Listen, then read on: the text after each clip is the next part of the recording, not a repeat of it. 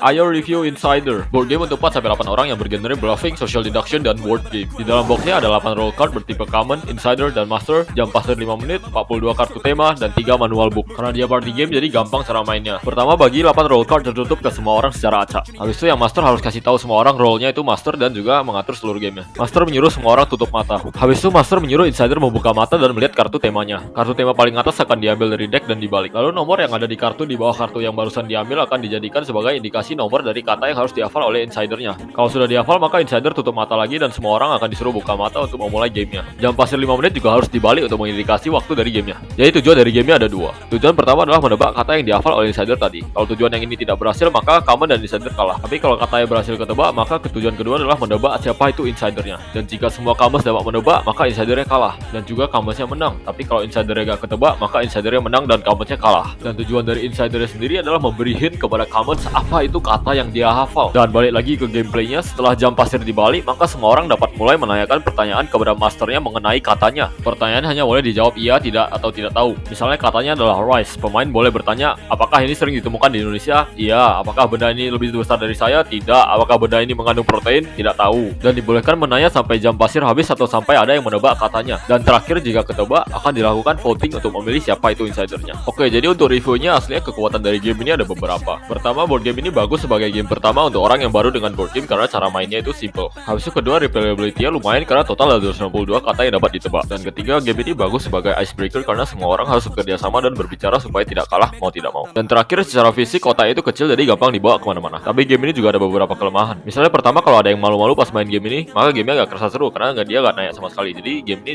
lumayan tergantung sama dinamis dari yang pemainnya. Habis itu kedua, kadang ada muncul kata yang susah untuk ditebak kayak Galapagos Islands atau Field Day. Jadi ini bakal susah bagi yang gak bisa bahasa Inggris. Dan terakhir, jujur mungkin lama-lama lumayan bosan ini game karena strateginya cuma itu aja. Oh ya, dan juga kalau katanya ketebak sebelum jam pasirnya selesai, kalau mau main lagi kita harus nunggu jam pasirnya kosong dulu. Jadi lumayan ganggu aja. Jadi board game ini bagus untuk pemula yang baru mengenal board game atau kelompok yang mencari game ringan. Tapi game ini tidak bagus untuk orang yang mau game yang memiliki strategi atau mekanisme yang lebih rumit dan orang yang cenderung malu-malu. Dan ratingnya adalah 7 dari 10.